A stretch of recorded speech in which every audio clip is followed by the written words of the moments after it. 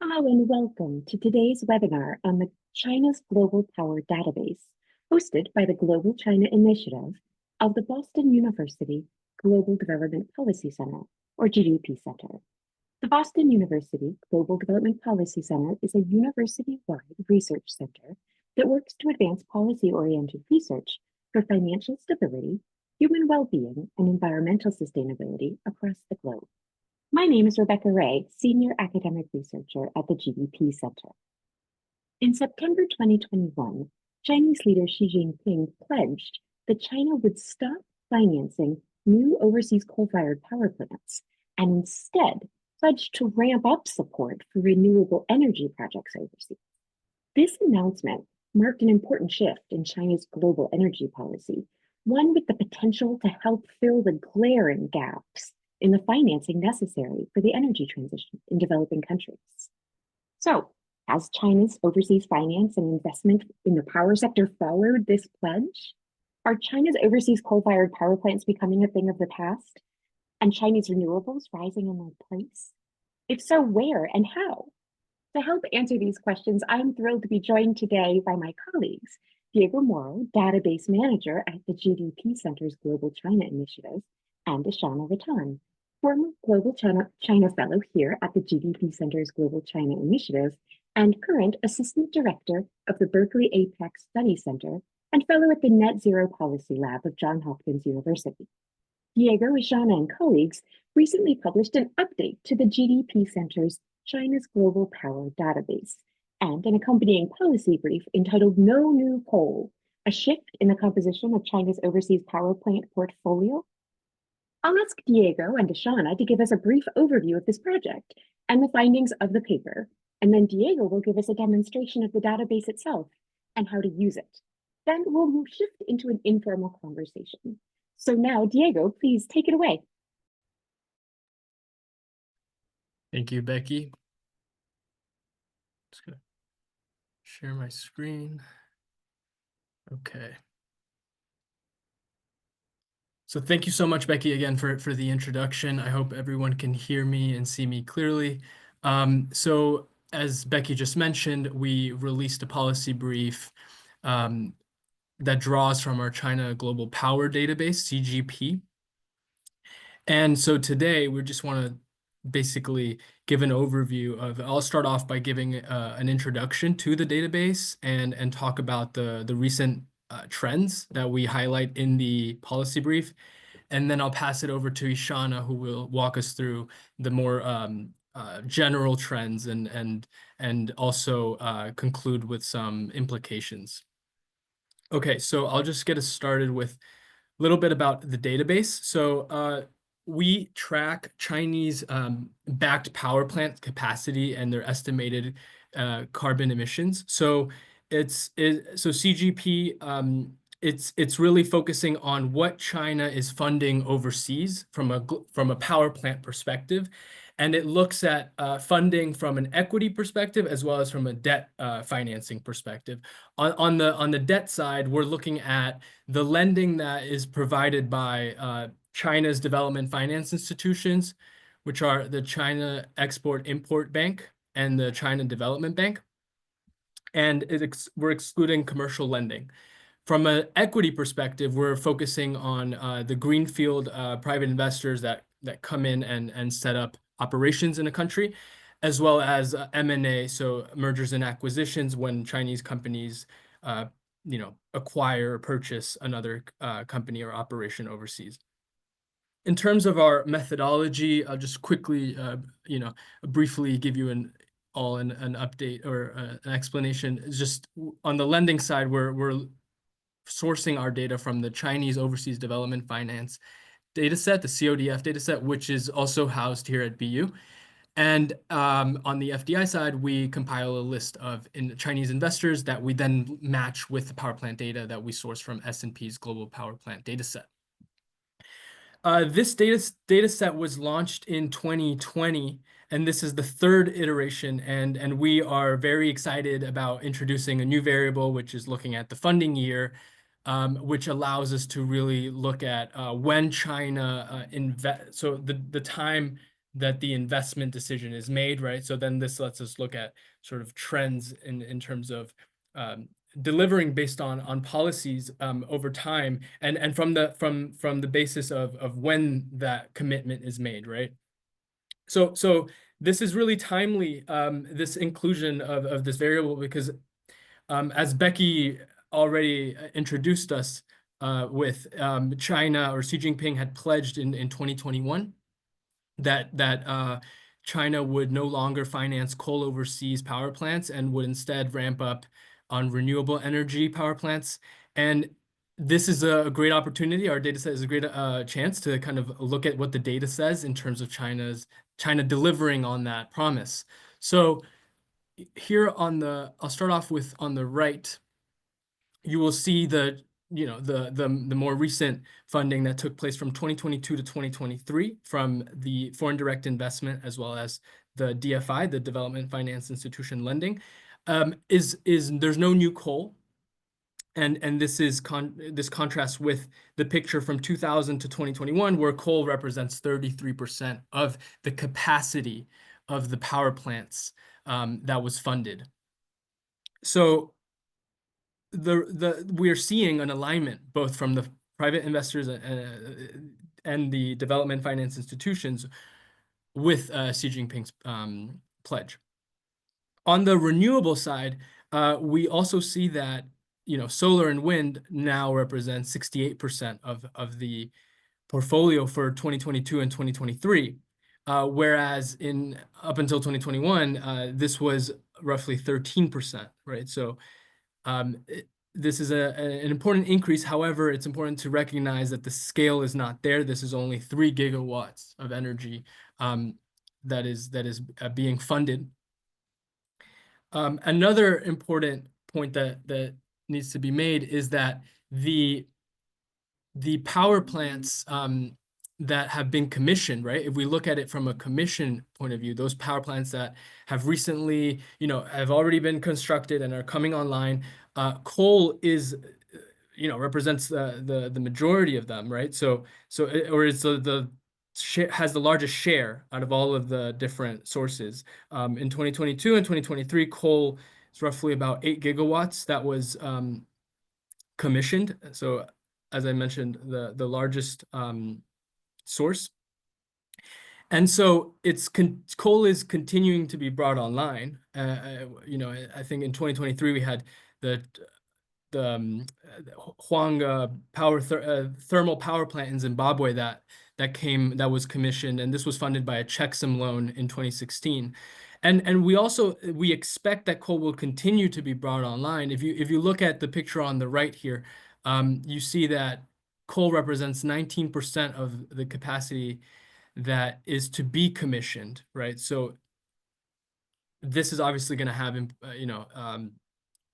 important implications in terms of the carbon dioxide emissions. And now I will leave it to Ishana to walk us through the overall trends. Thanks, Diego. So I'll attempt to put some of these recent developments in the context of historical Chinese-funded power projects. So even though we've seen China's clean energy pipeline grow in the last 2 years, the overall stock of power plants is still very fossil fuel intensive. So this figure shows that in terms of operational capacity, fossil fuel projects are over half of existing projects online. Wind and solar, on the other hand, account for only like 14% of total capacity overall, which is a very small share relatively in comparison to the majority of projects online, again, in fossil fuels and in large-scale hydropower. So that these two together compose around 2/3 of total capacity. So when we look at the share of non-hydropower renewables, it's actually quite small. And as Diego noted, among plants that have yet to come online, coal accounts for about 1/4 of this capacity. And so this brings me to the emissions impacts of these projects. Now, the total emissions of power plants are still quite high, totaling roughly as much as Malaysia or the United Arab Emirates. And in 2023, the total emissions from Chinese-funded power plants were almost 300 million tons of carbon. And of course, given that coal represents such a large share of all of the projects to come online, should these coal projects come online, the emissions will rise from that of Malaysia to around the emissions of Austria, so a slightly larger country. Now, in terms of the type of finance, we see a downward trend in terms of amount in both debt and equity. The lion's share of this historical capacity was located in Asia, primarily through coal plants, again, followed by hydropower, which is largely located in Latin America. Now, in recent years, we've seen development finance take a bit of a back seat. So very, very few policy bank financed projects in the last few years. And this aligns with the No New Coal pledge because policy bank finance tends to be concentrated in projects for coal and hydropower. So it's less diversified across different types of energy. Now, in contrast, this new greenfield investment and also mergers and acquisitions tend to be less concentrated in one type of energy source. So there's some coal, but also wind, solar, and gas.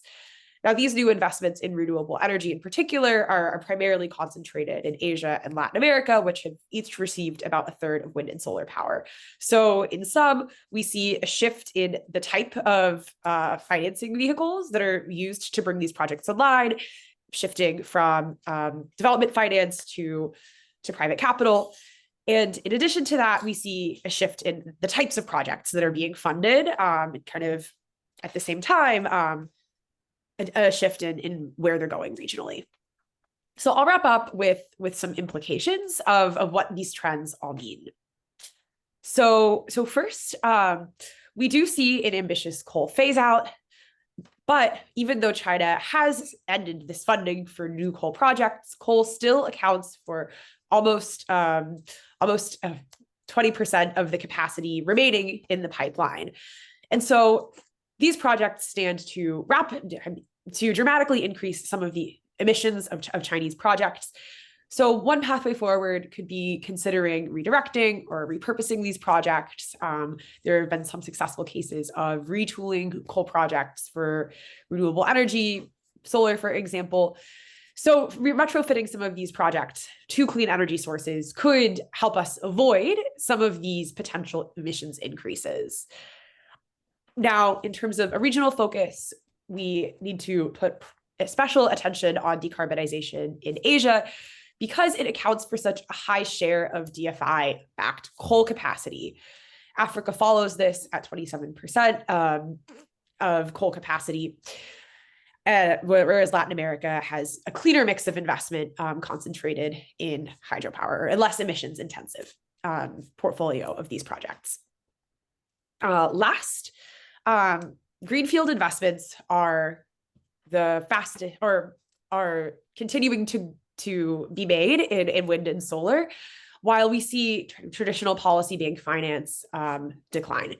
And so I think we need to focus on the vehicle, on ways to promote and attract more investments in wind and solar in particular. And so collaboration between host countries and China to identify potential projects, while of course maintaining high environmental, social, and governance standards, will be key going forward to keep this flow and potentially increase the flow of finance for wind and solar projects. So for example, the Green Investment and Finance Partnership introduced by China in the 2023 Belt and Road Forum is one platform to support some of these Belt and Road Initiative countries to develop such projects by funding things like feasibility studies, risk analysis, and technical support. This partnership attempts to facilitate developing a pipeline of green projects going forward. And so initiatives such as this one could help some of these recipient countries identify bankable projects and help them come online in a timely and environmentally conscious manner. So I'll wrap up there. Thank you. Thank you so much, Ishana. I will now move us over to the database in itself. So I'll just give a brief tour of how it works. So this is our China Global Power Database, CGP Interactive. And as you can see, we can visualize some of the trends that we have just presented and we wrote about in the policy brief. So as you can see, the global capacity of 176 gigawatts, the global annual CO2 emissions that we can attribute to all of this capacity. And we can also filter by countries and regions to see where that capacity is mostly concentrated in. Below, you can see the different projects that relate to this capacity. So for instance, if you were to look at Brazil, you could zoom in and then you can see all of those, the projects that have been funded by China's FDI as well as DFI in the country. The year that is presented here is that of when it was commissioned. And you can also change and look at, specific year, and it'll automatically also update the different countries, the different plants that were financed in that time period. That's one way to look at it, capacity. You can also filter. You can also change the view and look at it by status. You want to exit out of the country, you can do that. And it'll show you the different, the statuses that let me just get out of 2017. If you can see, what of the 177 gigawatts that was funded, how much is in operation, how much is under planning and under construction. You can look at the different types of technology or energy sources. So as Ishana mentioned, it's the portfolio is, largely fossil fuel intensive. So coal is leading. And also by lender and deal type, we can see whether it's financed by the development finance institutions, whether it's greenfield investors, M&A, or a mixture of both. If you have questions pertaining to the methodology or what specific variables, how they're defined in the data set, you can see here the different definitions and frequently asked questions in this section. For downloading the data set, you can look at the About section, and here you can first see the policy brief that is linked as well as the previous ones, and the download form for the Excel spreadsheet. So with that, I will hand it back over to Becky. Thank you. Well, thanks to you both for that insightful and concise introduction to your work. I have a few rounds of questions for each of you. So for the first round, I'd like to ask Diego to give us a little more detail on how the different kinds of Chinese investors differ in their practices. You've talked about how there's greenfield equity investors and there's mergers and acquisitions equity investors who buy already existing projects, as well as sovereign lending by Chinese development finance institutions. I'd love to hear a little bit more about how they differ in their practices and the energy portfolios that come out of that. And for Ishana, again, thinking about the financing here, tell us some more about the renewable energy investors. Who is driving the renewable energy that we see? Is it the same Chinese players that we see in the conventional energy sector? Or are we talking about entirely new players joining the market? So let's hear from Diego first, and then Ishana on that round of questions. Thanks. Yeah, thank you, Becky. Certainly, there is a difference in the portfolio of the DFI, so the banks that are engaging in the sovereign lending, and the equity investors, the greenfield and the M&A. So on the DFI side, as Ishana mentioned, it's more concentrated towards traditional energy sources, right? Coal and hydropower are really the main energy sources for checksum and CDB. It's very much concentrated in those two, whereas in the case of in the case of FDI, it's much more diversified. So greenfield investors' investment in coal, hydropower, as well as wind and solar and gas, whereas M&A, it's mainly hydropower and gas, as well as wind. Interestingly, in the case of M&A, gas is the only energy source that really is the most important source of energy for M&A, and not for the other ones, and that is I guess because China doesn't have much natural gas, so it makes sense for M&A to be the conduit to acquire and sort of have those stable supply of gas through M&A. So, and then obviously, as Ishan already mentioned, FDI is much more renewable. It's driving most of the renewable energy investment. I think it's 97% in the case of solar and 96% in the case of wind, of all of the capacity that is financed in the data set is coming from FDI. Thanks, Diego. Over to you, Ishana. All right. Yeah. Thank you. Thank you for the question. In terms of these renewable energy firms, most often we see renewable energy firms we see that renewable energy firms tend to be specialized companies like Trina Solar, JA Solar, and Risen Solar.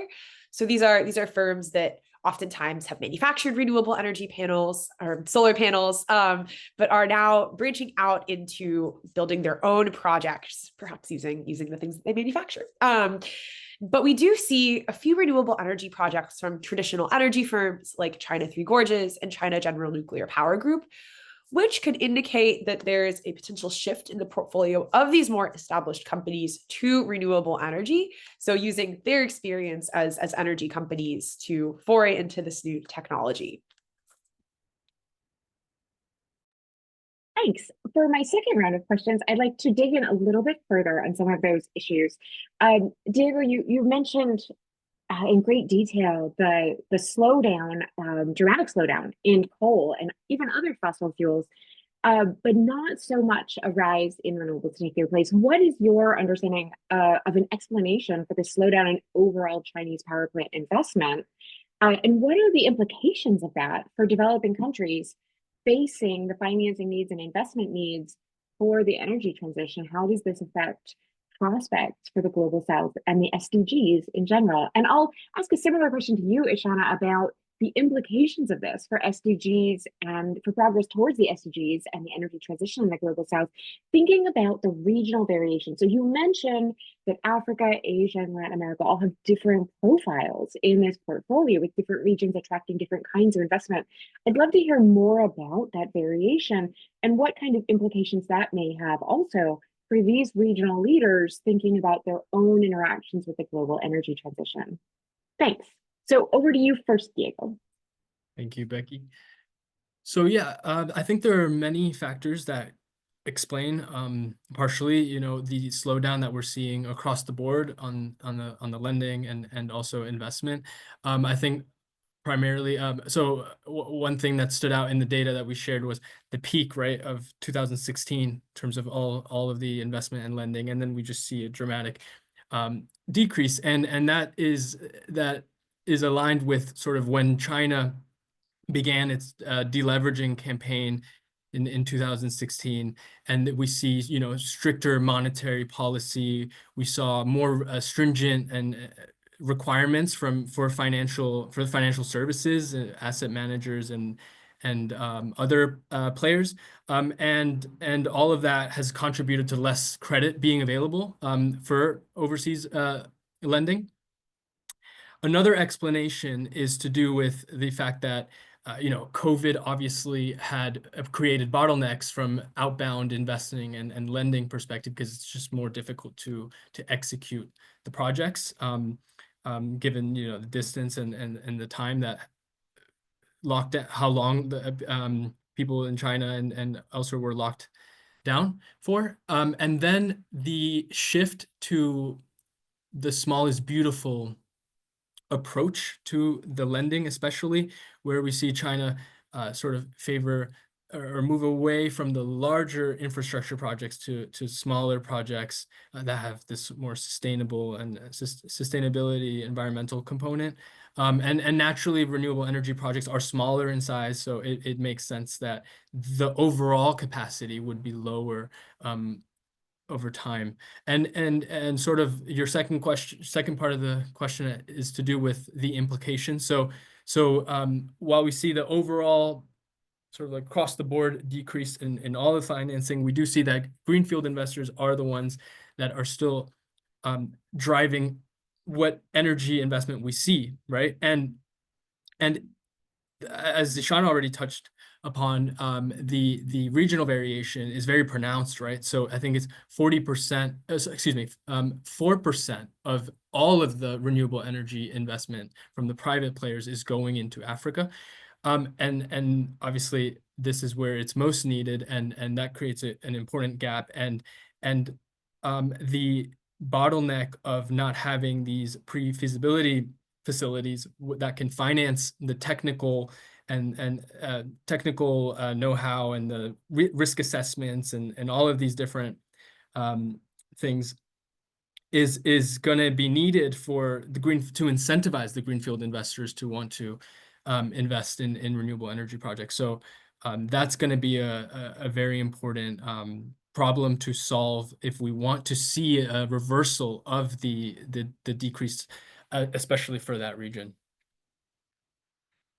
Yeah, I'll just chime in with a couple of additional thoughts. Now, in terms of renewable energy and the regional breakdown, I think we can learn a few things from each region, and I'll talk a little bit about where I see opportunities for growth in each region and why it's so important. So I think first in Asia, it's especially important to think about solar energy there.